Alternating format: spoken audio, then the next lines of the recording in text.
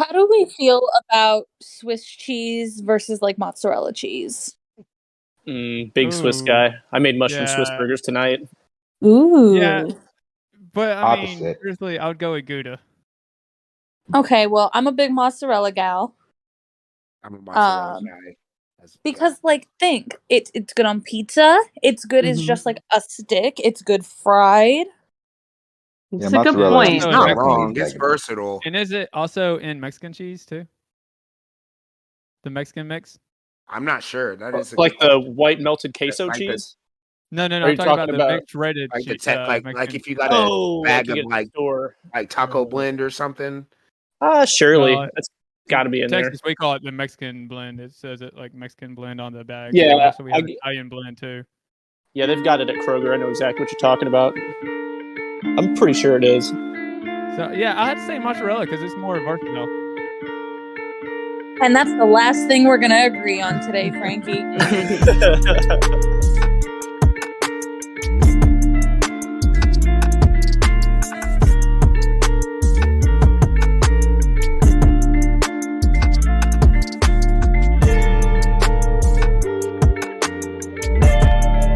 Welcome to another edition of From the Heart for the Heart, everybody. I'm your host, Mike, and we have Woody, Frankie, and your boy, Jaren, aka Earthquake. And we brought Swag. on two special ladies today, Miss Beth and Dani, the Lost Girl, to our show to talk about something that's hot recently, and that is abortion. And we fully expect this to become a screaming match. But until we get there, let's just talk with everybody. How you guys doing? Well, first of all, I want to point out that you called it abortion, I know, so right? we're already off to a hot start. Second Is of that all, where I you want do to it point out, Mike, everyone else got a shitty introduction except for Jaren. I want to point that out. But we're not here to attack, so I don't know. I might be coming for you, Brandon. We'll have to see. Who knows? Oh no. God, I hope so. I'm glad. I hope so. I'm definitely glad to have some new people in this space. It's been a long time since there's been anyone other than us. So thanks for joining us on such short notice as well, too. Which is a good thing. We've always talked about getting a women's opinion in here because it's all dudes. So Definitely. this is actually a first for us. Yeah, especially on this topic, it'd be kind of mute.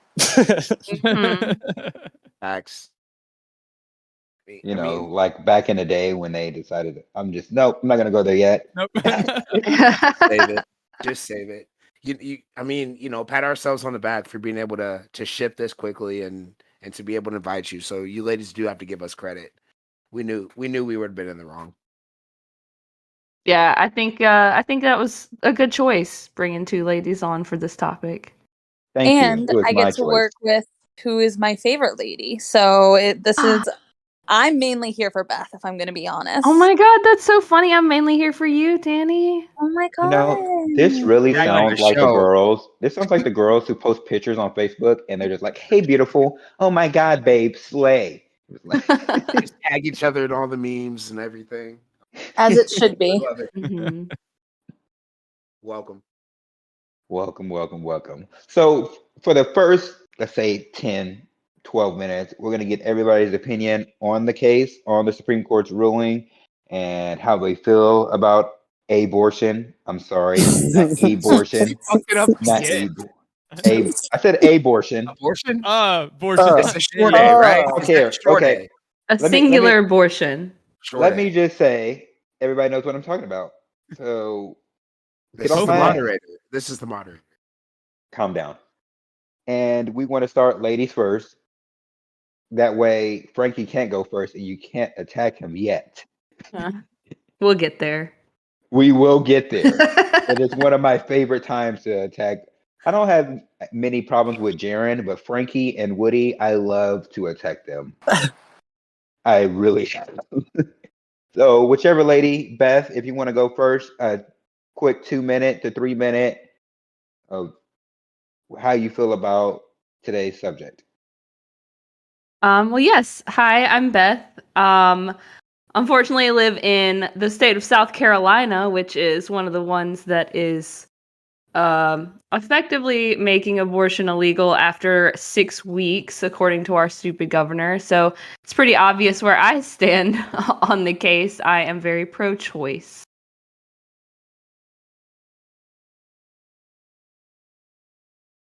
Nice, quick, and to the point. All right, Danny girl, you're up next. Give Please say me as much as you want. approximately 30 seconds. 1 second. Okay. Then let's go on to Woody. I mean, living in Illinois, having 3 daughters, and then of course, my girlfriend as well too. We do live in a state so where we would be protected. But to make a long story short, it's an issue because just like with Beth living in South Carolina, she's still an American. The same way, we are here in Illinois. So it's a sad day. That's the way I'll sum it up. It's a sad day for American women all over the place. They've lost their constitutional right. That's what I'll say for now. And I'm just going to give Danny a little bit of time. She said 30 seconds, but I'm just going to give her a little bit more time and go with Girlsquake. Yeah, this is longer than my 30 seconds that I know of, that's for sure. So, I don't know. I'm on a board. I'm pro-choice, but I'm anti-federal government oversight on almost everything. So, I'm kind of torn. I understand that not everybody can move. It takes a lot of money to move, especially in an economy like this. So, if you need to go to a state that fits your lifestyle better, but I'm torn as to the actual case being struck down because I don't think the federal government has any right to tell you what you should or shouldn't do with your own body and or in your bedroom. So I'm kind of at a fuck them anyways. I don't even think it should really be down to states. I think it should probably just let municipalities and local cities and communities decide. So that way, if somebody lives there that does need abortion, they can go to a county over and they don't have to leave the state or go across the border to Mexico or Canada or whatever their closest, cheapest option is. So I'm in a little bit of a weird place with it, but I'm I guess moral of the story is pro-choice, but also pro Roe v. Wade getting struck down because it's just another way the government can't make a power play on 380 million people at once. All right, Girlsquake with the depth in his soliloquy. Hot And takes. Danny, are you ready? Yeah, I was ready before, but then I hadn't come off mute, so it did only take 30 seconds, I promise. But yeah, I am very, very pro-choice. I live in Arizona, so it is kind of, up in the air. There's nothing really set in stone yet. It's kind of working its way through legislature right now, but yeah, no, I believe that it's if it's your body, you have the right to do it or to have an abortion. I believe that bodily autonomy is extremely important. And I believe that being forced to carry a pregnancy when you don't want to is inhumane and goes against human rights. So that's kind of where I stand. Thank you, Danny. And Franklin, I will go last because I want to lead the conversation somewhere else, or not somewhere else, but I want to lead the conversation. So, Franklin, the floor is yours. Right. So Eat your mic. I guess I better straight out by saying trigger warning. Trigger warning. I'm pro-life. I 100% agree with the reversal of Roe v. Wade, but on two fronts. First off, as a pro-lifer, but also on the reason why the Supreme Court actually overturned Roe v. Wade. And they listed their reasons in when they came up with it, or when they did overturn it. And And that's what I got to say for that for right now. Short and simple. The heat's coming for everybody. My take on this is I am also pro-choice. I haven't always been pro-choice, as I grew up in the church and was taught that every life was precious. But as I became an adult and started thinking for myself and wasn't listening to what I was force-fed since I was about 3 years old, I looked from other people's perspectives, and not everything is gray and white. So I am definitely pro-choice. Like Dani said, a woman's body, a woman's choice. But I do believe that if a man's opinion isn't going to matter with the abortion, that we need to have some kind of law or option to where a man can also not be held responsible if they also don't want the kid. So I believe that there needs to be a solution for that, and it's just not a woman going to get an abortion without even telling the father, or something like that. That's my talking point as of right now. And if we want to talk about that before we move on, we can. If anybody has a rebuttal on anything that anybody has said, go ahead. Go ahead, Woody. Just a real quick one on you, and I hear Girthquake trying to chime in too. I had this conversation with someone earlier as far as there needs to be some kind of way for the father to be involved in this. You're not even legally the father until you sign the birth certificate at birth. Whether you impregnated her, whether you put the seed in her or not, it's, I mean, as far as father rights, it's whenever you're on the birth certificate, because that's what goes into towards the social security number. You know, you've been in that situation, same as I did. We signed it right there at the hospital before we left out, or before we took the baby out. So yeah, it's our child in the womb, and we're there for those 9 months as we're supposed to be, but it's not legally ours in any way until, you know, that happens. I can agree with that. I can really agree with that. But after that 9 months, let's say I already knew in the first month or the first week that I wasn't ready to be a father. Sure. I still believe there needs to be something in place to where You're held I'm responsible? not Is that what you're saying? I'm not penalized for this, because if a woman decides I'm not ready for a child and aborts it, that's the end of it. And I know it's a hard decision. It's not like something that's like, you know what, this is what I want to do today. So it's a hard Sure. decision. And I believe it's also a hard decision for a man to decide, I don't want to be this father. But if the woman decides to have the kid, he's still held responsible, at least financially. At least financially. And he knew, or he might have had that process, that brain thought that I can't financially take care of this kid. I can't. Here, I'm not an adult enough to take care of this kid. may I jump in? Yes. I think the biggest concern with that I would have is, as a woman, if you decide that you don't want that kid, you have a very set time frame, even if in the most liberal of states. You know, you can't have an abortion after, you know, a certain amount of weeks, no matter Yeah, what. your Like at that trimester. point, you can't. Not unless there's something where it can put the woman's life at risk, right? So what I would worry about is, you know, once you're past that as a woman, you either have adoption or, you know, you raise it basically. And the idea that a man at any point could say, you know what, I'm not ready to be a dad, that's concerning, because, like, as a woman, you only have a certain amount of time before you can decide, like, hey, I'm not going to be giving birth. There would have to be something in place that, like, you know how when there's you know when you drop a baby off at like the fire department, it can't be older than like 3-4 weeks old, something like that. It has to be like a newborn.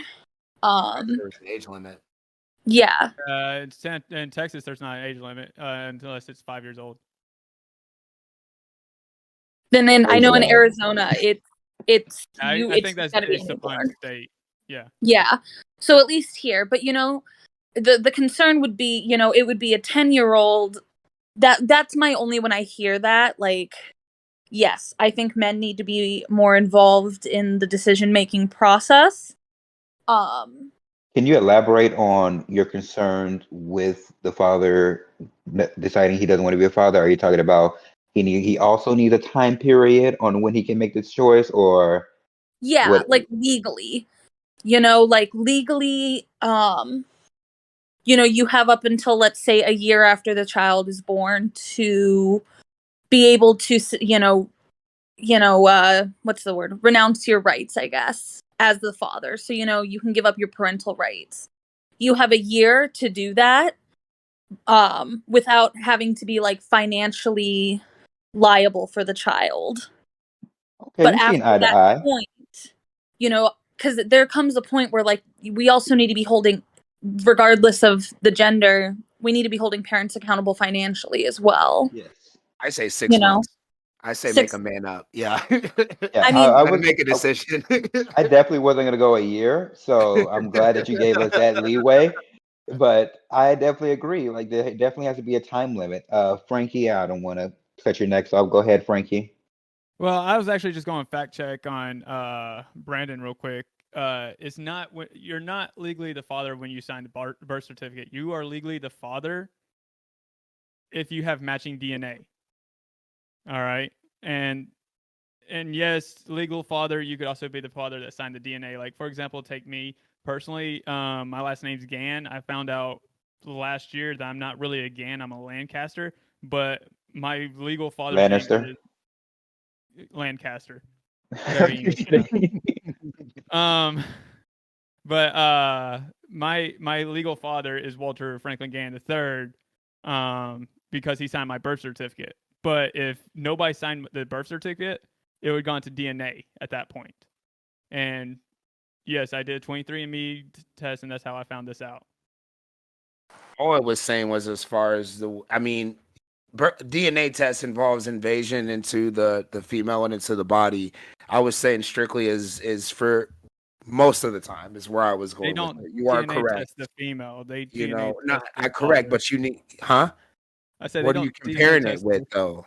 Don't you have No, to no, get a DNA to? no. You could take a DNA test from a child. But you need to get the DNA out of the female, correct? Right. It could happen after birth. Right, but when the baby is born, you sign the birth certificate then as well too. So Well, if you're not there, you can we're sign still it. talking about a time after birth, which is what I was saying. Oh yeah, I mean, okay. So either way, though, Not like look at these. not in the womb, not at the time. I mean, and Well, I mean, look at all the Jerry Springer cases, though. okay. Did we really bring Jerry Springer I'm into sorry. this? I'm sorry. Okay, okay, I just Beth. wanted to make sure I was clear on that. I know Beth wanted to talk. Yes, Go let's ahead, go, Beth. Beth. Go ahead. Go ahead if you wanted to finish, but I just wanted to make sure. I just want to get bust Brandon's chops first. Nice and light. This is a lot lighter than I expected it to be. Can't wait for the heat up. Let's go, Beth. Yeah, I feel like I was just gonna say I feel like this is a really hard topic with the man's involvement in the whole thing. Like obviously the person that impregnates the woman should be part of the conversation. They should be making the decision together. But it's gonna be ultimately the woman's body that takes the toll. The woman is gonna be ultimately in charge of that baby, even if the man decides to dip out. I feel like it's such a hard thing to make a decision about. Like if the guy decides, well, no, I don't want this baby, and the woman does, he gets to just like totally dip out on all responsibilities, both, emotionally being there physically for the child. And now you're saying maybe financially as well. I don't know how to fix that argument in my head, but I don't feel like it's totally right because the man, he's the one that got her pregnant. I know that the woman is the one that got pregnant too. Assuming, let's take this case from assuming that this is a consensual interaction, that, both people were consenting to the, sexual activity that resulted in the pregnancy. But there's so many forms of contraception out there, and I feel like they're not as accessible as they should be, and there could be so many things preventing these conversations from even having to be had. And it's terrifying that with everything that's happened, with this case the last couple of days, that's absolutely next on the, like, they're talking about it already. You know what I'm saying? And I agree there needs to be a change, as I just went through custody, or not custody, but father's rights for my kids. And it is by default that the kid goes with a woman, you know? And I think that also needs to be changed to where it takes two to make a kid. So one should not have more rights than the other. And it shouldn't be on the father to have to pay X amount of money to prove that he is a capable parent. Right. I think, yeah, it's a very much like a case by case basis thing. And that's why I feel like it's hard to make like a set rule about it. Definitely. I mean, definitely hard, but there has to be change. We live in 2022. We shouldn't still have to be fighting for father's rights. And it shouldn't be automatically, she's the mother. I always hated when my mom used to say, or people used to say, that's your mom. She brought you into this world. I'm like, that doesn't mean that she can't hurt me or she can't do anything wrong. Like I should just have blind loyalty just because this woman gave birth to me. Right. We don't live in a perfect world. To jump in, I think, what we're also talking about with father's rights and, just parental rights kind of in general and how messy that can be. Ultimately, I think that kind of leads us to another point that's really big when you talk about, causes of abortion, because abortion is a symptom. It's not a cause. It's a symptom of poor sex education, poor contraceptive education in general, but it's also there's a lot of issues with social services, and I know people who work in that sector, and they do, and they do all they can, but it's such a broken system that they just say, hey, you're with the woman, when rather than investigating and figuring out what's best for the child. And that is a big problem with, the whole why you would rather have an abortion than, let's say, put a kid up for adoption, is because that system is so broken, and there are kids in such bad situations. And I used to work at a high school. We had one of the highest rates of kids who were homeless and in foster care in the state. And I mean, these kids, their guardians didn't give a shit about them. These kids came to school wearing the same clothes every day, dirty. They weren't passing their classes. They weren't getting the help they needed psychologically, because for a lot of them, they've been through these traumas. It all comes back to, it is a broken child care system and a broken fostering system that is causing a lot of these problems that we're talking about, because parental rights falls in that category. There's just not enough resources being put there. If there were those resources, I guarantee with that, along with better sex education and things like that, abortion rates wouldn't be as high, because there would be trust in the system that, hey, if I do have this child, it's going to go into a good system. It's going to go into a good family. It's going to be taken care of, rather than what we have now. Just to go right off what Dani's saying, it's what, we talk about, or at least I know I bring up on every episode we do, whether it was a gun violence episode, it was CRT, cancel culture. We always talk about it being somewhere else down the line. Well, I'll just go with what you said, Dani. It's a symptom. It's not the cause of it. It's always going a couple of steps further back to prevent what we're arguing about today. So I'm glad you brought that up with you being on here for the first time. So that's for sure. Yeah, I want to piggyback off of what Dani was saying as well. And I feel like what she was saying is one of the reasons that this is so frustrating, that, the overturning of Roe v. Wade because if it were really about caring about preserving life, we would already have so many vessels in place to take care of a kid being brought into this world. Like, me personally, I have no intention of ever having a child. And a big part of that is because I see how messed up things are. And I don't want to subject a child to the world that they're going to be brought up in, you know? Like, we're the only developed country in the entire world that doesn't have, like, basic human decencies like universal health care and paid family leave. And, you know, our wage inequality is so bad right now that it doesn't make sense that the whole argument that people try to make is, well, you know, we don't want abortions because we believe in preserving life. But if you really agreed with that, then you would have all of these other things already in place. Amen. To really quickly piggyback off Beth, I also never want children. The idea of having to destroy my body for something I don't want is terrifying. And while I do everything that I can to prevent myself from having kids, I'm on birth control, I'm safe. You know, hell, my boyfriend at this point is looking at getting a vasectomy because we're just so afraid of that. So the idea of me having to be like forced to have a child sounds like I would rather die. Like, to put it simply, like, I never want to go through that. And the idea that I don't have like plan C is really terrifying. Right. All right. So, all right. I understand the reason why a lot of Democrats and women are angry right now, because they believe that they had a fundamental right that was stripped away from them. If I was put in their shoes, say, I don't even know, one of the rights I believed in got stripped away from me, I would be completely angry too.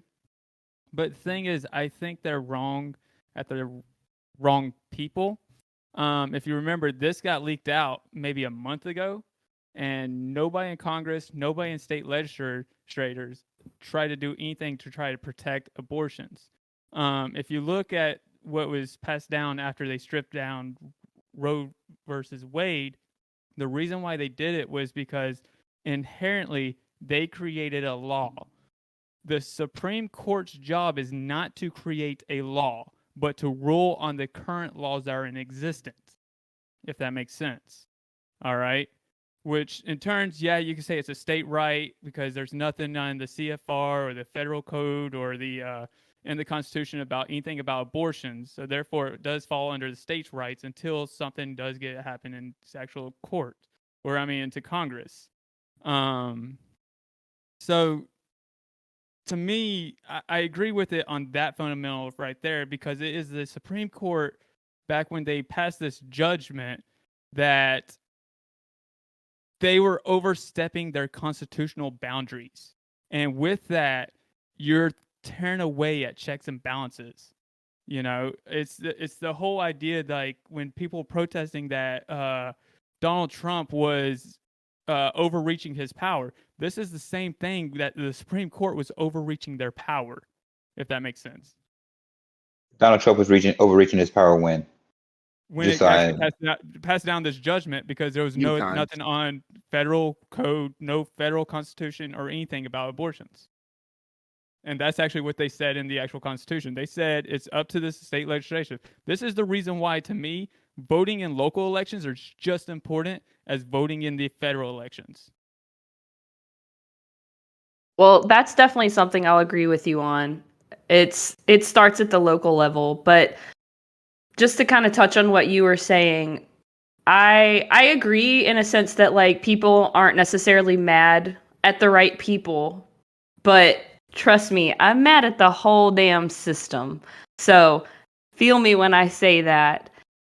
My question is, why were they even talking about it? Like, why did they bring it up? Like, the Supreme Court the justices are not supposed to be politically motivated, then why did this even get brought to the table?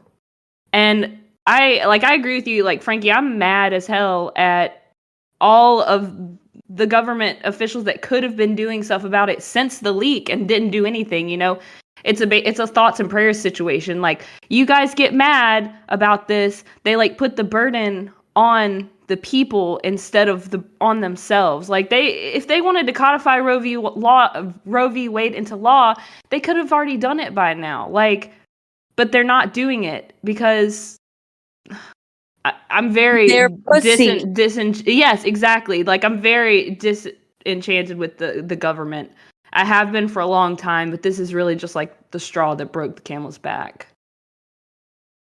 And kind of another point that I wanted to bring up on what you said, Frankie, is like that abortion isn't a right, it's a law.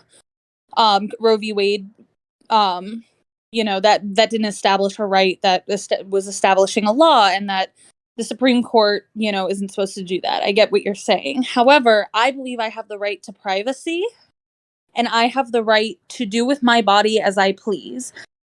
The government, if I get a tattoo, do I need to start letting somebody in the government know? What about if I get a piercing? Why does the government get to know what I do with my body? Why do they get to regulate me? If I wanted to cut off my own finger, that's my prerogative. I'd be an idiot, yeah, sure, but like, that's my prerogative. There's no law that says I can't cut off my own finger. Mm-hmm. Why do they get to decide in this instance what I get to do with my body? I take birth control, so I don't have periods ever.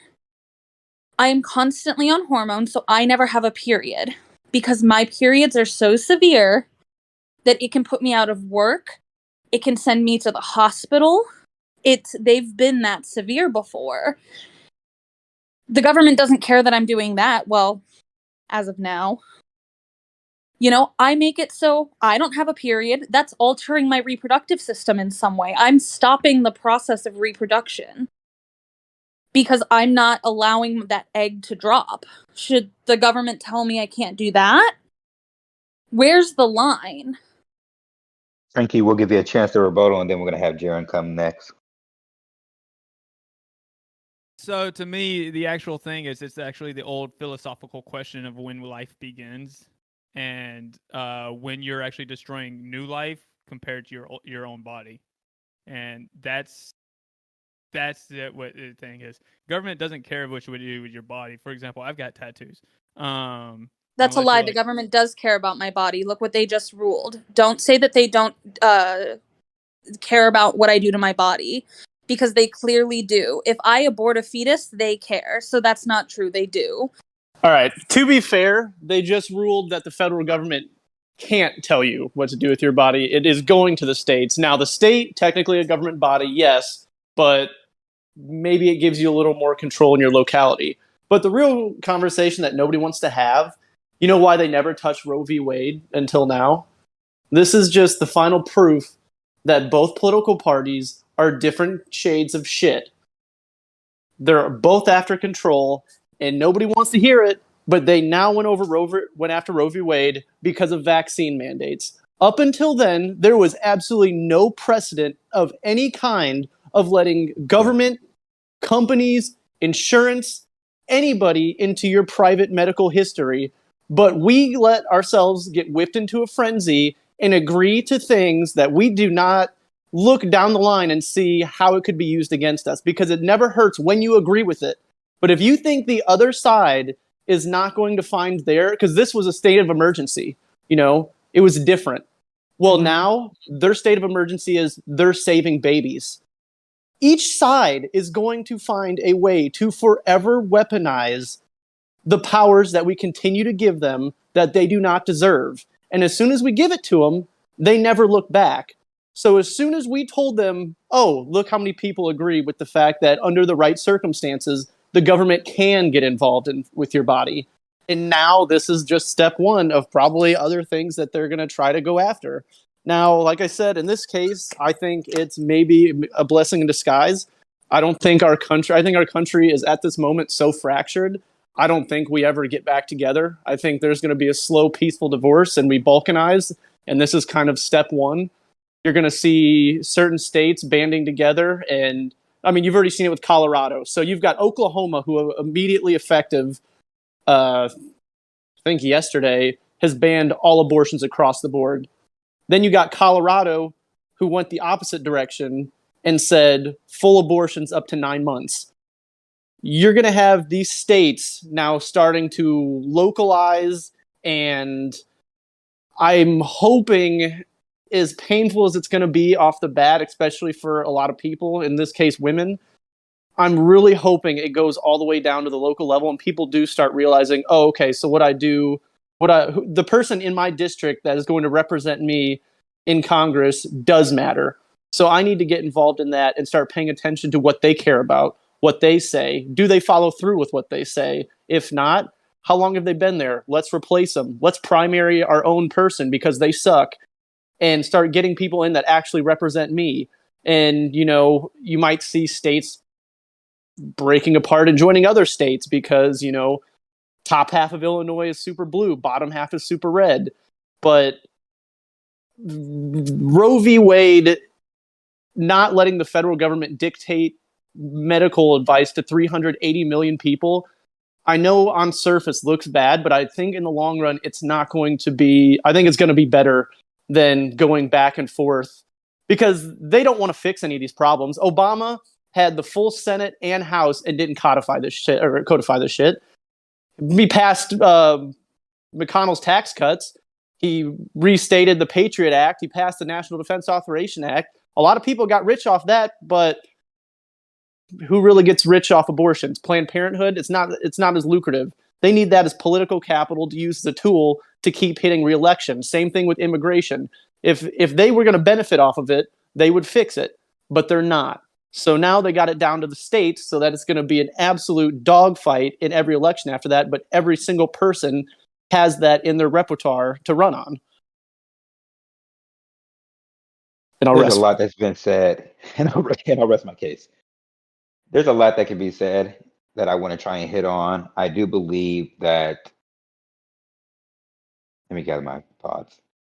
I do believe that local elections are very important. And I wish that it was as big of a deal as the federal, like there were actual debates so that we know the people who don't, who aren't into politics, who aren't going to go to these people's events, that they can see what they believe in. And it's readily available for those who are lazy and or ignorant, who just aren't that into local. They know federal, and that's about it. 2, I agree with Dani about the government and everybody's body. And I'm going to take it to a weird place, I think, because I believe that goes for drugs as well. I agree. Facts. I am an advocate for, if you're going to do it, that's on you. And that it shouldn't be on the hospitals to provide the help, or not the help. Like, if you want help, yes, but if you're like a notorious just drug addict, this is what you do every day, and you go into like cardiac arrest or something like that, it's just like, should we be giving these people this drugs? There's so many programs in place that help people, that are to keep people off drugs, and that itself is another issue where we have jails filled with people who are doing these drugs, who as soon as they get out, they're going to continue to do these drugs. So if you want to do that to your body, go nuts. I believe we're trying to save people who don't want to be saved, if that makes sense. Same with prostitution as well. Same with the COVID. I believe that if you don't want to take the vaccine, you shouldn't have to take the vaccine. But we also shouldn't be. You shouldn't be taking up a hospital bed for those who do take the vaccine, if that makes sense. We're trying to bubble wrap the world, and we're removing people from taking responsibility for their own actions. And like you said, that's taxpayer monies. That's taking, a bed for somebody who actually needs it. We need to keep in mind my body, my choice. Should it go on beyond that? I completely agree. And Frankie, to answer your question, do I believe that drug addiction is a disease? No. No, under most circumstances. If you have a crackhead mother or father and that gets into your system as a baby, then yes, I believe that's a disease. But when you decide to put a needle, when you decide to snort something up your nose, that is a choice. And now you are becoming addicted to it. There's millions of things that people get addicted to. Millions of things. Nicotine, smoking cigarettes, tobacco, all this stuff. But that's legal. But and we're like, if you get throat cancer, if you get lung cancer, that's just the consequences of your actions. But if you want to do drugs, we're gonna do this for you. We're gonna put you in jail. It's just. I'll just end on this. I agree with Danny. If it's your body, your choice, I believe we need to put that to the full extent. If you don't want to do it, let natural selection do its job. No, man, those are all good points, Mike. I didn't even think of the drug connection one as well too. I want to touch on a couple of things. One, Frankie, they did attempt to pass and codify abortion in February and in May of this year as well. I'm looking at a political article passed along party lines, for the most part, except for the guy from West Virginia. I can't think of his name right now. But no, I'm glad. Manchin. Yes, Manchin. Yep. But I'm glad you spoke up too. But I did want to get into states' rights because Jared and I talk about this all the time, and he knows how much I hate that phrase because first of all, it's always been used to oppress some subgroup in this country. However you try to spin it.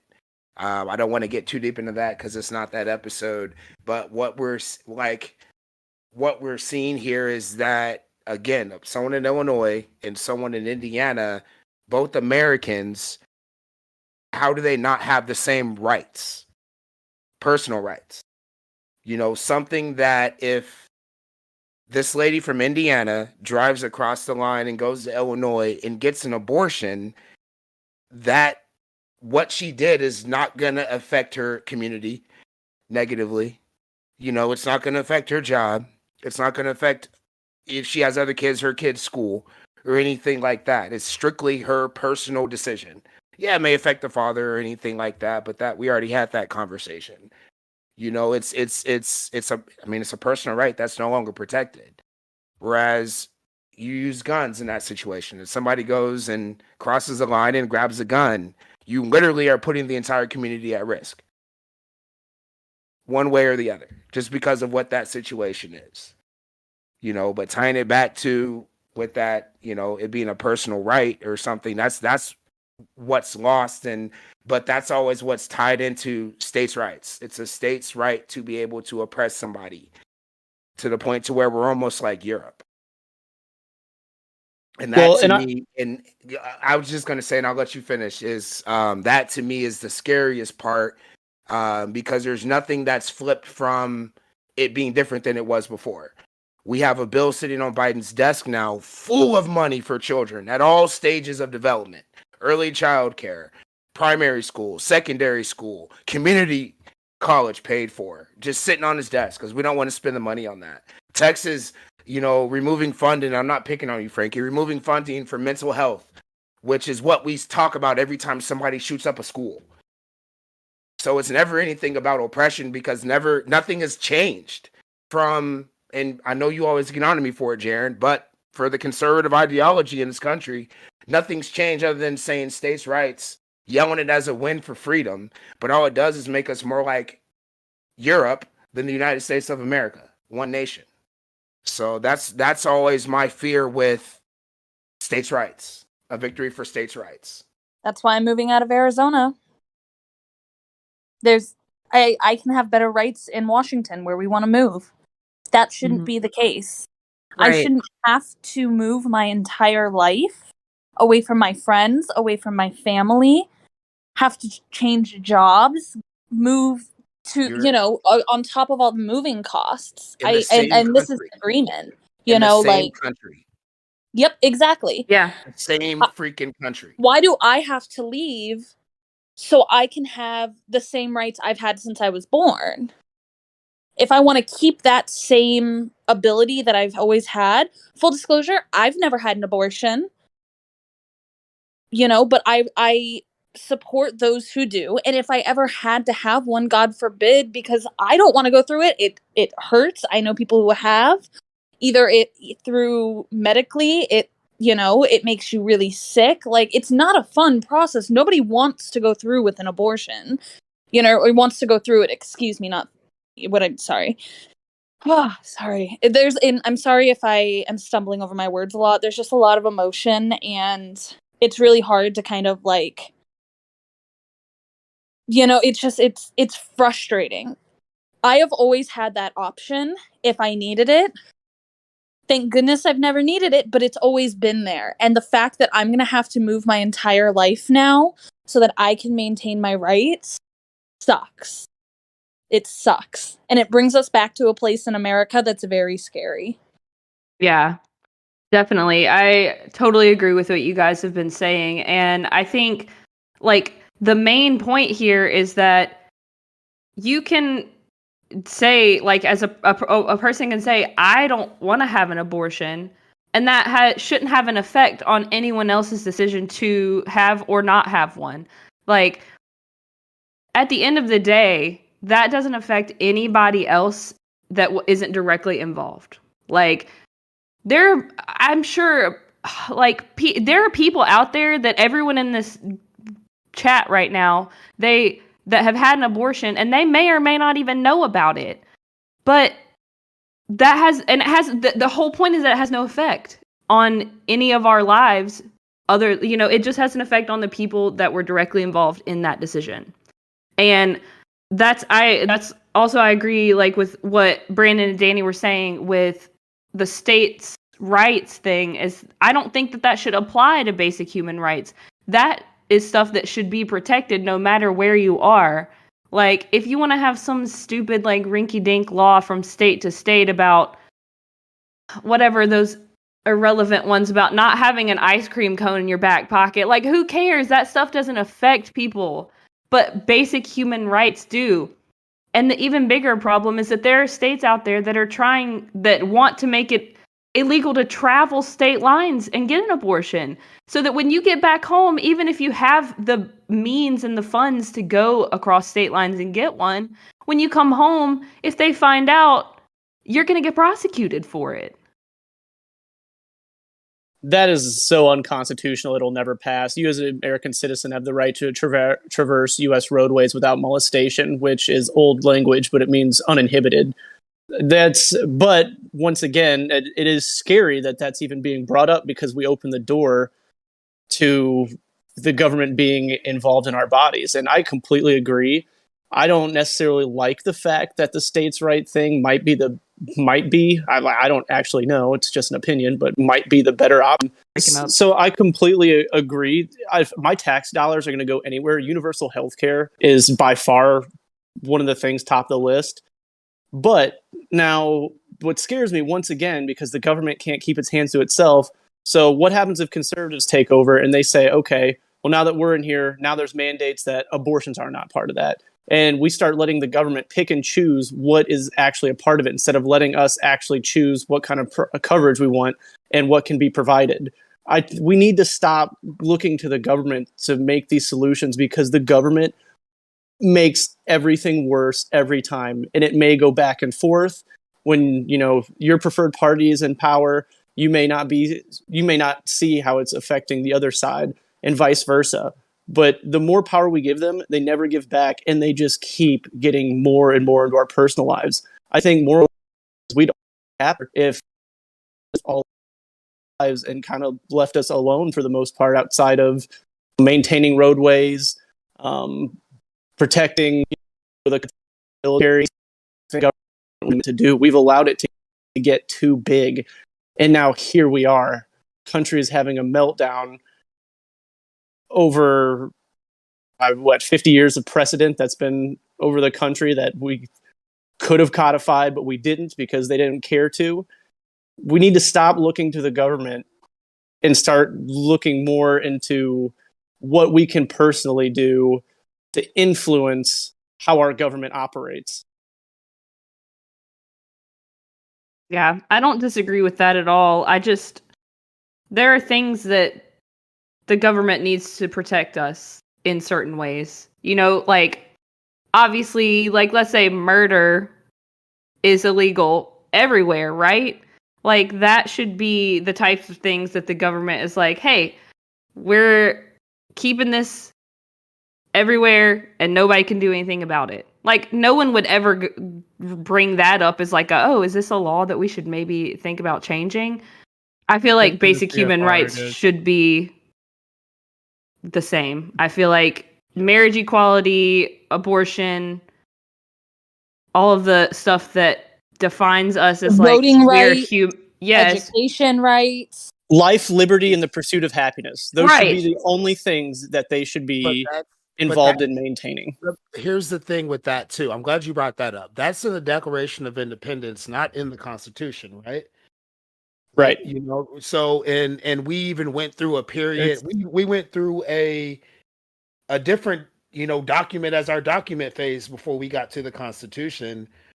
You know, and I'm like Beth, where I agree with what you're saying. You're always trying to light that fire in me, but it's like at least from our side, and I always talk to you about this. It's my fear on things are based on what's happened without anything that's shown change, you know, from where it's directed from. Like, yeah, the government should stay out of our personal lives, but if I live in, you know, Illinois and move to Tennessee, there shouldn't be anything that's a, you know, God-given right as an American, and it's not owning guns, but it's being able to vote in an election. There should be no restrictions on that.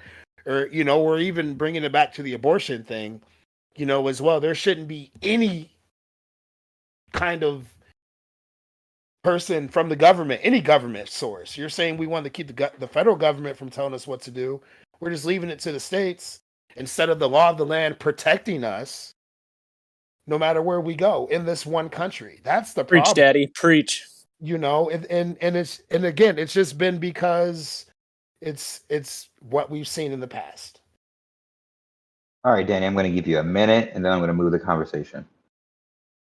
Yeah, I just wanted to comment real quick how I really think it's interesting seeing how, like, most of us here are pro-choice. However, we are definitely seeing it differently because I see it more of like as a human rights issue, whereas some others see it as more of like, where's the legality in it? You know, seeing those different sides of the coin for the same argument is really interesting. And I think both sides are extremely valid in what they think. It's interesting seeing how many different aspects of even the same ultimate opinion there are. Due to what's happened recently, I've been on Facebook on a burn the world down type of thing. And a question that was brought up to me with all the comments that I've made, because let's be honest, a lot of the people that are celebrating this are Christians. Like a lot, they have Christian backgrounds. I would say majority. Yes, a majority of them, and they're like, why is this an attack on Christianity? For those who are pro-choice, who are against these pro-lifers, it's because of Christianity, the hypocrisy, yada yada yada, and everybody thinks it's an attack on them.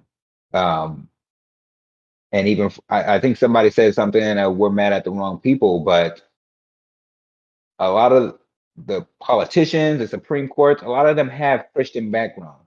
And there's no separation of church and state in this instance. I don't believe there is. As much as they might say that there is, there isn't. And I want to know you guys' thoughts on that. I have my own, but I want to hear you guys' thoughts on that. And I guess we can start with Frankie first. May I suggest I go first because mine is kind of really heavy and I don't want to go after Frankie because it'll seem like I'm pulling like the trump card, you know? Go ahead, because I Love can't that even hear pun. Frankie. That was a good pun. Yeah, thank you. So I used to go to school I was going to school to basically be a pastor. I went to Grand Canyon University. It's a private Christian university. My full-time quote unquote job was doing music for churches. I served like 500-600 kids a year at summer camp doing music for them across multiple states. So I led in my youth group, all of that. I was deeply, deeply involved in the church. And then I was raped. And I went to the church, not knowing what to do, terrified, and they just simply never returned my calls. I shortly came out of the closet afterwards and was kicked off all leadership. And when I tried to talk to them about how I didn't feel supported when I had tried to reach out when I had gone through this, they basically just wrote it off and said, like, well, there's, women you can go talk to about that or call a crisis line. Like, there was no support. If Christians truly gave a shit about women and protecting life and all of that, there would have been support in that situation. So I want to bring up that because it is important to understand where I'm coming from on all this, that your religion is fine. Just like I don't like pineapple on pizza, I'm not going to make everyone not have pineapple on pizza. Because that's just not, that's not how you do it. Your beliefs don't fucking affect everybody. So the fact that now the church, the people that are doing this in the name of God are winning and talking about how this is a win for life after I've seen how the Southern Baptist Convention treats women who have been raped, yeah, it's bullshit. And I definitely see it as an attack on Christianity. More organized, organized religion, because one of the comments was that one of the comments I made were, imagine thinking that your religion is the top religion and that everybody should adhere to your religion. And somebody said, well, other countries also make rules on their religion and their religious beliefs. And my rebuttal was, I'm in America. I'm not in those countries. And from Americans' birth, it's been built or been told that it's been built on Christian faith. And we're all supposed to keep church and state separate. But that's not the case at all. To be ignorant enough or turning a blind eye enough to think that the church does not have an effect on federal laws is ignorant, in my opinion. Go ahead, Frankie.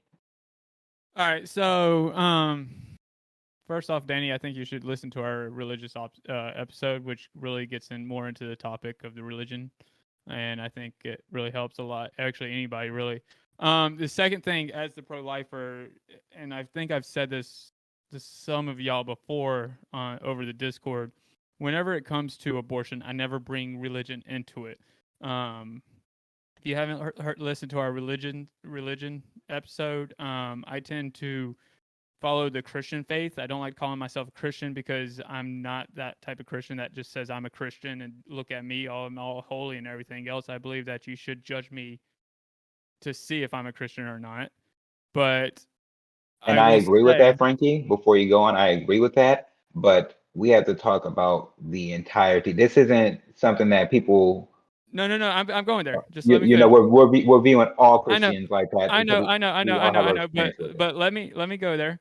But as I was saying, because our country was founded by the Christian faith, a lot of people try to push Christianity into the legislative. branch, if that makes sense. I mean, we still have God in trust on our money right now. We had under God, whenever we slew the flag, our country was so rooted in Christianity that we tend to forget that we do have a separation of church and state for that reason. There's a reason why they took praying out of the schools. If you didn't know it, back in the 70s, they actually used to pray in the beginning of school. They took that out, and now it's the moment of silence. I don't even know if they do the moment of silence anymore or not. I haven't been in school They do. that long. Okay. At least here in the South. Oh yeah, that's where I came from too. So don't worry. Arizona too. We do the Pledge of Allegiance. But with that, it's hard to separate America from Christianity. And whenever people try to, I'm first advocate for it, trying to break away. I'm like, no, this isn't a Christian nation. We're not a Christian nation because we do have our separation of church and state. Whereas like you go to England, they are a Christian nation because they are ran by the Church of England, the Anglo Church. You go to the Middle East, it's all Muslims. They are ran by the Muslim religion. You go to different countries, but as you said straight up, that we aren't those other countries. We are America. We have the freedom of religion. So you could practice whatever religion you want to. I mean, I know people that actually practice Old Norse, I want to say religion, when in reality it's actually whatever it is, but with Thor and everything else, I have no problem with that. This is America. You have that right to practice whatever. The only thing is we cannot sit there and try to push our religious views into the legislative, and that's why whenever it comes to abortion, I don't bring up my religious views for that reason. I try to bring in scientific views. I try to bring in other views. And it's like I always said, it starts with the fundamental question of when you actually believe life begins. And until we're able to define that, we will always be having this abortion debate. Because everybody believes when life begins is a different stage in life itself. And again, you're putting your own personal opinion, your own personal point of view, but I want you to look at what we see as the whole. You say you don't bring your religion into, laws or anything like that, but no, I don't. A lot of them do. A lot of all throughout my Facebook, it was people praise God that abortion is now done or back to the States, whatever it was. Well, that's not pushing. Thank God. That's saying pray God. Thank God. I mean, everybody says thank God. Like if I score a touchdown, I say thank God I scored a touchdown. You know what I mean, religion into, I mean. You know what I mean. It's those people still, who go to church.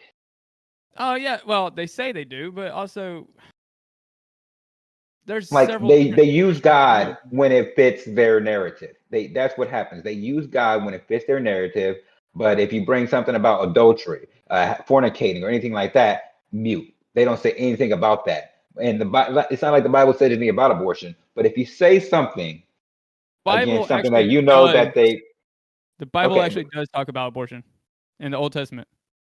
Okay, I'm glad you brought up the Old Testament because I definitely brought up the Old Testament. Talk about the Old Testament. I brought up the Old Testament yesterday, and somebody said something that the New Testament washes that away or it cancels it out. So I'm glad that you brought up the Old Testament because God killed firstborn kids that were here on earth, according to the Bible, in Egypt. He slaughtered the firstborn. Yeah, I know. That's the reason why I said it's in the Bible. If you read the Bible, it's in the Bible. Now you could straight up say, well, the new religion or the New Testament washes out the Old Testament, but actually, really didn't. Jesus actually said, "I'm the new covenant." Basically, instead of the cutting off the heads of the penis, instead you just have to believe in Him to show that you're a believer. That's still a whole new covenant meant when Jesus said that.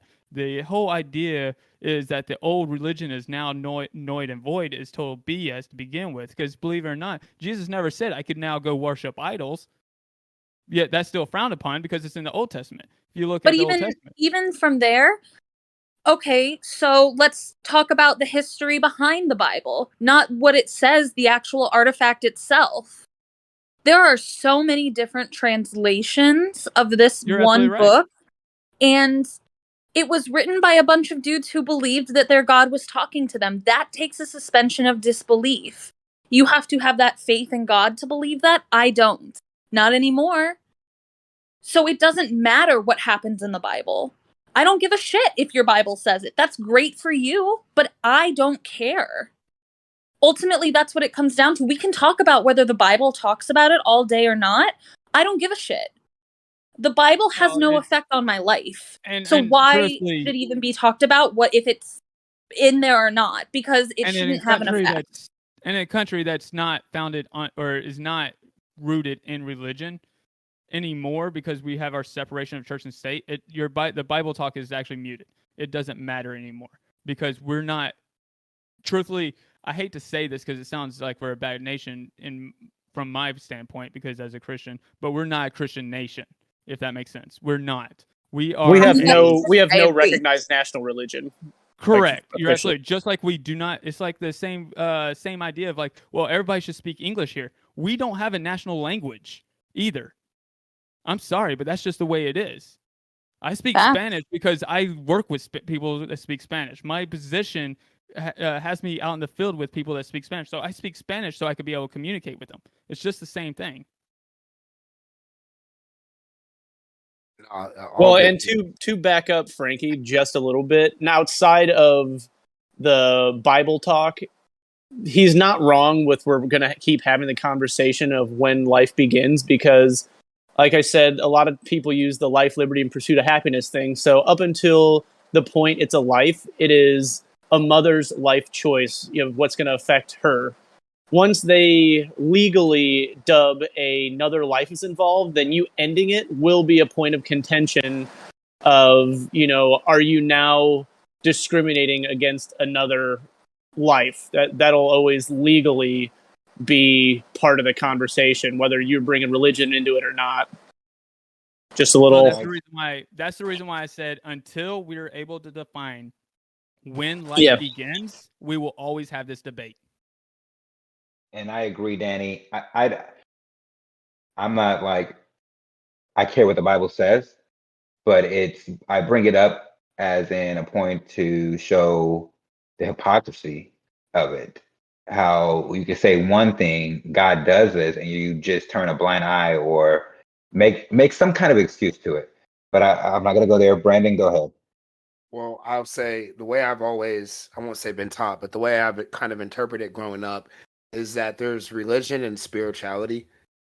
And a lot of people try to mix the two up. Religion is what we're talking about now, this organized infiltration of ideology to try to control people. But then spirituality is what I think the Bible is. And that's a guide for how you should live your life in order to impact others positively. And then as far as speaking the gospel, it's you sharing how Jesus Christ, impact has made your life better, in the hope that they try to seek out the same thing. It's not talking about what someone does in their private life or anything like that. And Frankie, you did a good job of explaining yourself and explaining the way you feel about it and how you keep Christianity out of your views on abortion. But I feel like you were kind of, in a way, pulling yourself away from Trump supporters is the way I felt about it. And the whole time I was thinking is, we talk about church and state. We have the separation of church and state and things like that. But I'm tired of us talking about theories of what America's supposed to be on paper, this, that, and the other, when that's never been the case in action. And that goes back to my conversation with Roe versus Wade being overturned, and how I don't trust the conservative ideology because of the history when it comes to states' rights. It's still that same conversation. It don't matter what we think church or state is, or how you remove politics from you remove religion from your politics. The religion is in the politics. It's been intertwined for at least 50, 60 years. That's why I always share that YouTube video by the KGB dude talking about how they've infiltrated us and not even realizing it. That's part of it. You can't remove it, because you're at the conventions, they'll come up and pray before they start talking. They'll come pray to Jesus Christ, to the Christian God. So we're at the point now to where it's not even a point throwing that theory out there. It's just words on a piece of paper. The same as Jaron, with the life, liberty, and the pursuit of happiness. Like, it's just words on the paper. It's not been enacted, but for one group for the vast majority of the time here.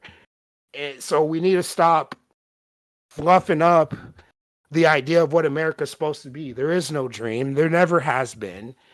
So we need to be realistic about it. And that's part of this conversation here. Yeah. Wait, so what do we do then? We just accept shit and shit and lay in it?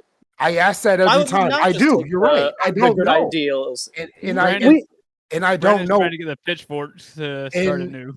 But you guys have, hey man, you guys have heard me say some radical shit sometimes. But I do always ask that question, Jaron. What do we do? I don't know right now. Part of it is just I think they do this on purpose too, with how they just keep throwing shit at us to make us, mentally drained. And things like that. Yeah, because our generation was the first generation that started paying attention again. Right. We were so comfortable for like 2-3 generations that nobody really gave a shit. They just gave our politicians keys to the castle and let them do whatever they wanted. Our generation started paying attention again, and they're scared to death. Right. So they do. They just are throwing everything in every different direction. They're all working together to keep us occupied with different things, arguing about different things, creating different barriers, making sure that me and you see ourselves in different categories and keeping us poor. The rich are getting richer. They're making sure that we can't ever own things. We're going to have to depend on them for rent. I mean, but we can't. If we give up on the simple shit, like remembering we, at the very least, deserve the right to pursue our version individually of what life, liberty, and the pursuit of happiness means to us, then they've just fucking won, and we'll just eat their shit sandwich until the country blows up. So I refuse to do that. We finally have people paying attention. People like us are talking about it. We can agree to disagree all the time and almost end up in similar spots half the time by the time we're done arguing. I mean, and that's all it takes. Dialogue. We need to continue dialogue. Right. And when you say, it's never been this, and that's true. But that doesn't mean it can't become that. But if we give up on that, then we're not even working towards anything anymore. Real quick to rebuttal that. And real quick, and I know Beth wants to talk too. And I hear you, dude. That's obviously where I get torn. Between being a militant about it and trying to have hope. Like, yeah, I'd like to move towards that, but like, I feel like it's not acknowledged enough that it's not. And I'm not saying it's not here in this space or anything like that, but even tie it back to other state rights things that are being pushed out. Like there's way too much history. We're going to be 246 on July the 4th as a country, 246 years old. And we have spent 75% or more oppressing people, religiously, gender, sexual orientation, race, still are.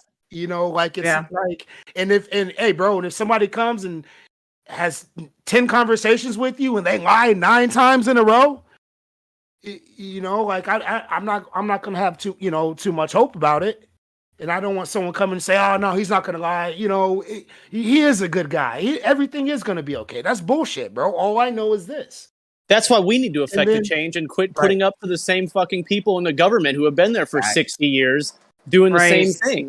But what about like in Arizona, for example? I voted for Kirsten Sinema because I felt represented as a bisexual woman. I felt like she represented my views. I was so excited because it was Martha McSally versus Kirsten Sinema. It was a big election here. And it was a big deal because it was 2 women. And I felt very represented by Senator Sinema.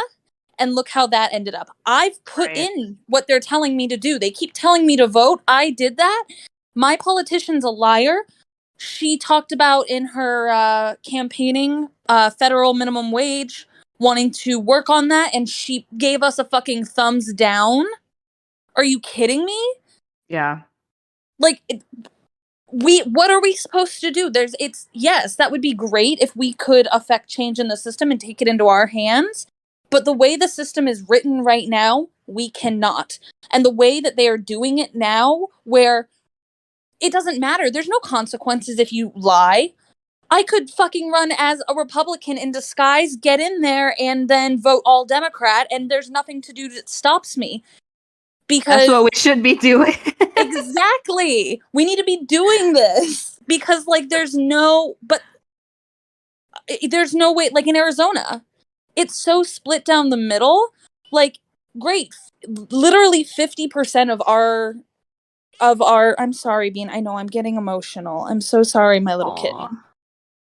You know, we're doing what we're supposed to be doing, voting, you know, for how we want to feel represented, and there's no consequences for these politicians. Like the Supreme Court justices, because let's be honest, they're fucking politicians now. They're not impartial. We've seen that They've now. always been politicians. And I agree. So is the FBI. They've Yeah. weaponized Everybody. every single department of the government. But there's no consequences for these people in power for lying to their constituents. Jaren was just kidding about the Well, FBI line. That's why it's also important not only No, I voting wasn't. Get during fucked, the FBI elections, agent. but also voting during like, you know, your primaries. Actually going out, and it's our jobs as citizens actually researching each of the politicians. I do, Yes, but then they lie. We need to really, but Put the pressure we on need them. to go back to holding them accountable for No. everything. When's the last time that you heard the actual debates and saw the voting for a piece of legislation? We need to drag these people out to town halls and make them do it to our faces.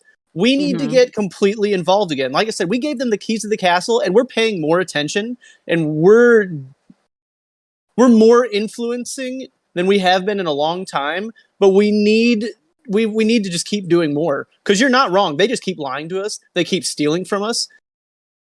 I mean, if my tax dollars were going anywhere remotely beneficial, I would be way more lenient. I don't want to give them another penny. Like he said, or Woody said earlier, there's bills on the desk for education. But no, they pump $55 billion over to Ukraine. So if you've got Raytheon stock in the Senate, you're making buku. They do give a shit. But you know what? Their re-election percentage is like in the 90s. Yeah. No, I totally agree. And that's the reason why I straight up always said whenever Congress should always have term limits. There should never be able to gain age limits too. Outside. Yes. Yes. Oh yeah. But they should not be able to have financial gains outside their regular salary, such as in stock markets or something like that, because they're able to make laws that actually dictate what stocks they actually have that grows. I've always straight up tell people, and this is how I made tons of my money. And believe me, I've got so much money in stocks right now. I follow the congressmen. Because what they have to, wherever they actually trade in, it has to be public knowledge. I follow even Democrat freaking Nancy Pelosi. Nancy Pelosi's got her own Twitter account dedicated to her. Follow that if you want to make some money. Oh yeah, I actually follow what she puts money in because I know I will make money, and that's how I make tons of my money. Go ahead, Beth. I was actually just saying in the chat, I was like, man, everybody's been saying so many of the things that I had on the back burner. So it's really great to be hearing all of this, you know, discourse and hearing that you guys are speaking these awesome facts. Most of my stuff that was just going to be about the religious influence. And I know that we've kind of moved past that a little bit, but I think that one of the big things that people need to keep in mind is that it's heavily regional, like the impact that religion has. It depends on where you are in the country. Here in South Carolina, separation of church and state is a joke. They literally pray to the Christian God at the beginning of our school board meetings, and there's not a damn thing that anybody can do about it to make them stop that. And I feel like that shit should be illegal, first of all, but like, I don't know what the venue is to, you know, get that whole thing started, but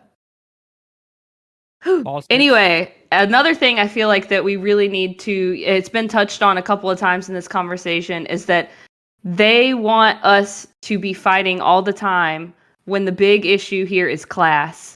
It's not, obviously I don't want to discount how important, gender and race and identity are, but class is the single biggest thing that divides us. It's truly us against them in that sense.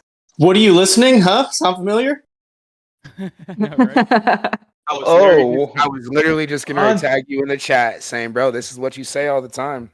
Classism. Bonds being made. I'll admit it. So You said what? I said bonds are being made. No, not really. I'm kind of humble enough to be able to admit when I don't have all the answers, Mike. It's okay. I'm talking about Jaren and Girthquake. I mean, Girthquake and Beth. They on the same wavelength. And I love what everybody's saying, that we need to change a bunch of things. Imagine what would happen if FBI agent that's listening, don't arrest me. This is just a thought I'm throwing out there. If what happened on January 6th, if people who were the middle class, if that actually happened with our group, do you think that we would see those change? Not the murders, not the extreme, but if we marched. What? Go ahead. What'd you say? I said there was no murders on January 6th. There was a girl shot in the head. She died of a heart attack. No. No, one guy died from a heart attack. People died. There's only 2 people that died total. Several people died. No, 3. 2 people died, or 3. One of them died from a heart attack. One of them died for being a dipshit and scaling a fence and falling off, and then the other one was shot in the head. Yeah, one person got shot in the head. And it was actually a protester. Okay, so she was murdered or killed. There at least was one person. I'm just saying, if people got mad over an election that they thought was stolen, if we took that energy, I don't know if I'm talking out of my ass, because I think that it might have been different. No, I think keep we going, would. 'cause I think I know where you're going. We would have got shot. Like if Black Lives Matter was to do something like that, I think it would have been way more prepared for something like that. Well, I mean, that's not true, because BLM, what was that, a month before? They burned down the White House guard shack, tore down barriers, and burned down the church across the street. Yep. Like 250 law enforcement officers were injured, and they attacked senators that were trying to get to their vehicles. They arrested the Proud Boys leader for that burning, like the day before January 6th, if I'm not mistaken. He was already in jail for that church burning. No. Yeah. No. No, that's not. No. That's not accurate. The Proud Boy leader, what's his last name? Enrique Arturo? Artero? Yeah, he was arrested for a church burning the day before look this up. the events at the Capitol. Yeah, but that wasn't a Proud Boy rally. No, that's the black church in DC the month before that you're talking about. The one right across the White House. I don't think we're talking about the same thing. Maybe. No, you're talking about exactly for sure. It was the same. It's the same night. They burned down the historic church directly across the White House. So I mean, it was already happening both sides. We had the entire summer where half our country burned down. I saw it firsthand in Louisville. I went out there the first night. I didn't fucking go out there a second night. It got real shady once the sun went down. It wasn't the same people marching for change, I'll tell you that. And yes, there was people arrested, but I'll tell you what, most of those people got off whether they hurt other people, whether they destroyed property. But you know what really got them fucking heated? When we went into Congress and broke their shit. Now they've been doing months of depositions. They've been holding people in solitary for 9 months. See the energy that they hold people accountable for when they're afraid for them? We should be up in their shit all the time. Instead of burning down businesses, we should be burning down not burning down. We should be at the courthouses. We should be at the state buildings, the federal buildings, the buildings that our tax dollars build, maintain, and own. We need to hold them accountable. Yeah, public property. There's no reason we should be taking it necessarily to the streets. We should be taking it to them. And that scared the absolute shit out of them. And you can tell by the spectacle they've made it. That's the point I was trying to get to. Thank you, Jaren, for making me Got you, Feel like an homie. idiot. Real quick, Mike. I want to make sure I'm correct on this. He was arrested and charged for burning a banner, and was in jail, and then was gotten out right before the protest, and he was banned from being there the day before. So I just want to make sure I'm correct on that. I wasn't. You were right. So. But And see, no, what a civil discourse. But no, truthfully, we are split, and we're split as a country in several different factions. You know, we've got our classism split. You got the rich that are ultra rich. You got the ultra poor right now. You got the middle class, which is even getting split even further because of inflation right now. And then not only that though, but also we are politically split. Like you got the left and the right. But also, I would say, like as a left-leaning person on this podcast, the Republican Party actually right now is getting split. You know, you got the Trumpisms, and then you got the GOP Republican, and then call them the establishment because that's what they are.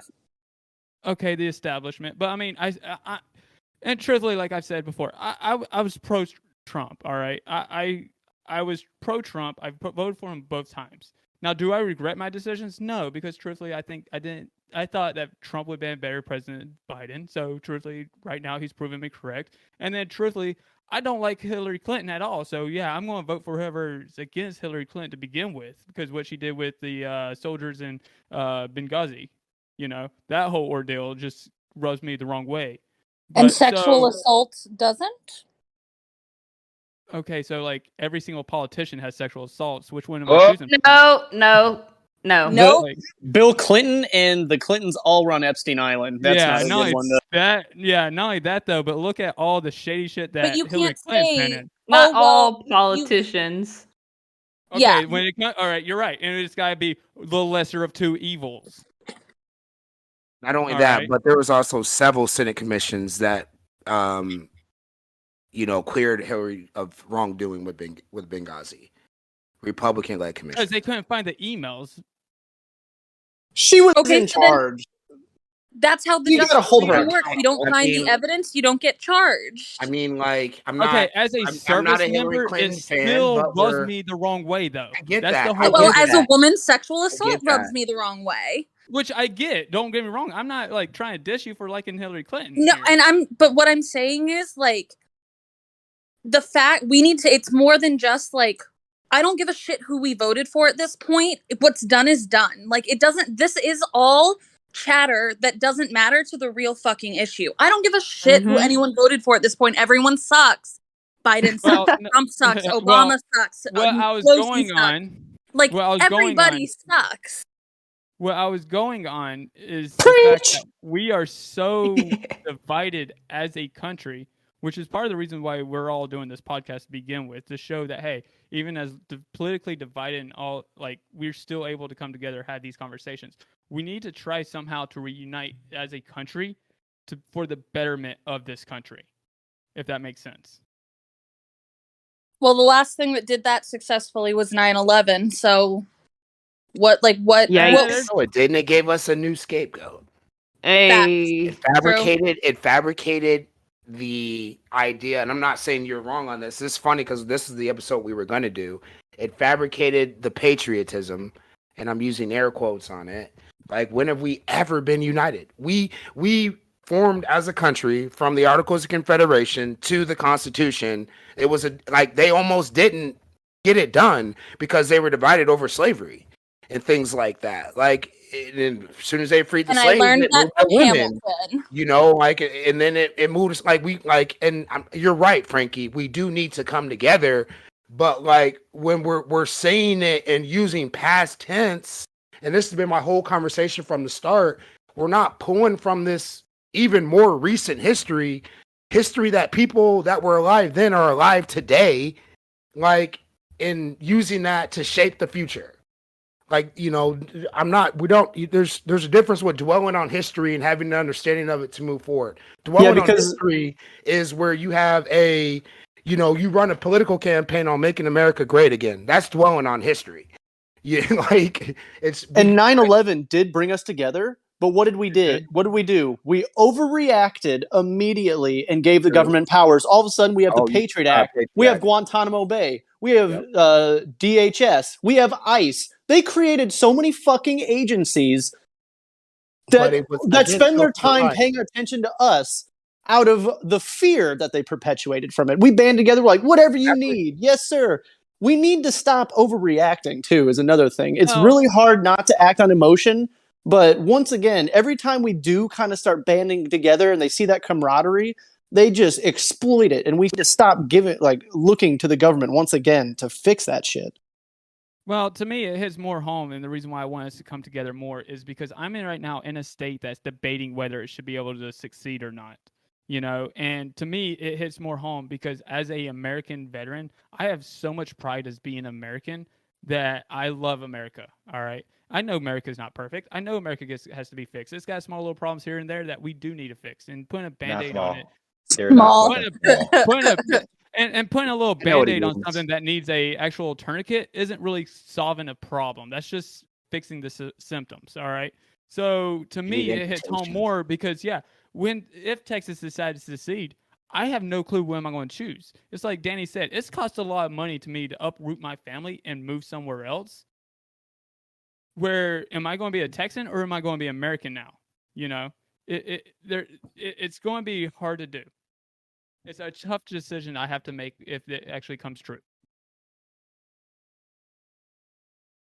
So this is a conversation that can continue to go on, but we want our listeners to be engaged, and we're gonna wrap it up. And in this wrap up, I'm gonna give everybody, let's say a minute or two to wrap up their thoughts on a possible solution to abortion, to how they feel how we need to go about making this world better, just any kind of possible solution that they can think of or see in their mind. So whoever's willing to go first, whoever's got to get off first, please do so.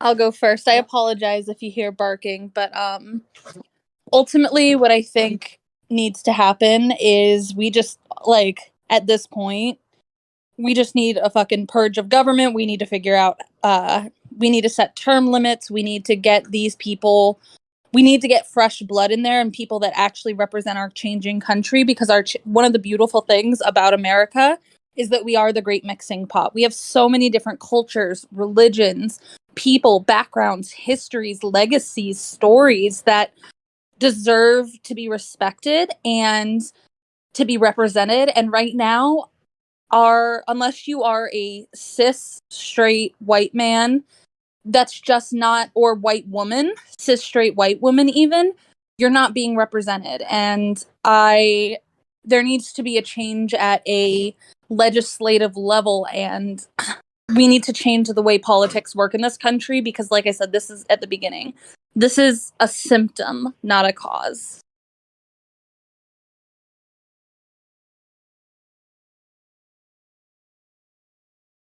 Next up.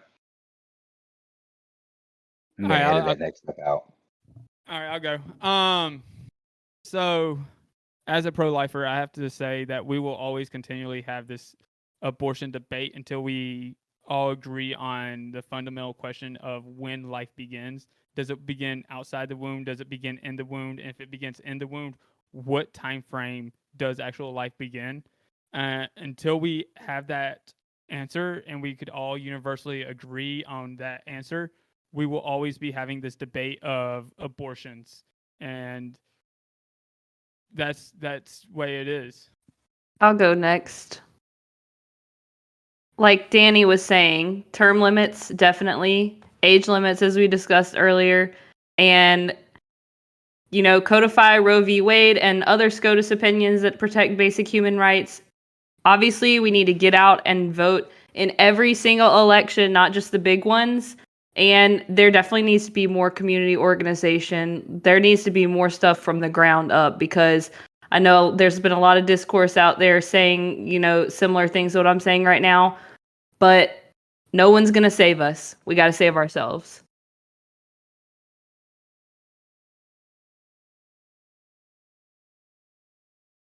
Jaren, you got anything? Are you still there? Shit, what Beth said, I don't know. She kind of took my thunder. Yeah, no, I mean, pay attention. Take care of yourself from the ground up. Create the community in the image that you would like to see it. Talk to people. I know a lot of us think that you hear somebody's of a different political opinion and you just roll your eyes and assume, they're just a lost cause. But sometimes it just helps to have some dialogue. Like I said, I mean, that's the only way we're going to progress anything. No one save us. We have to save ourselves. Godspeed. Fuck the government. And Brandon? That's just strictly Girth talking, FBI agent. My FBI agent, so I'm talking to here. No, what everyone says is right on point. I guess the only thing that I'll add is the only thing that I always ever talk about, and a lot of you guys, I know I talk about this one-on-one, is in addition to getting out and voting and getting all this information and doing all these things we need to do for the president in the future, learn your freaking history. You got to know where we came from to find out exactly why we're here. I'm going to continue to harp on that. Nor will I have a debate with you if you're not coming correct on that. So we got to have a full understanding of all of that and why we're exactly where we are today, because it all plays a part. So I think that's the biggest thing that's going to help moving forward with all of this. And as we're ending it, my point of view is I agree with the ladies. We have to vote. We have to have representation of people from all different backgrounds in Congress, in the Senate, locally. It just needs to be. We need to get this older generation out of there because it's changed. Life has changed for all of us, and I believe it's changed for the better. But there are people who are trying to cause us to be divided and go back into the less happy days for people who look like me, women, and things of that nature. And I believe conversations like this have to happen. We had plenty of people on here who didn't agree, who may have different point of views, but we had a discussion, we got heated, but we all agreed that change needs to occur. And that's what matters at the end of the day. Change needs to occur, and action. We have to take action. We can't just be on our podcast talking about this without any action. So if you're listening to this, please take it to heart and take action. And with all conversations that happen from the heart for the heart, we may yell at each other. We may be mad at each other, but at the end of the day, it's all love. It's all wanting to become a better people and understanding somebody else. Thank you guys for joining in tonight. See you next time.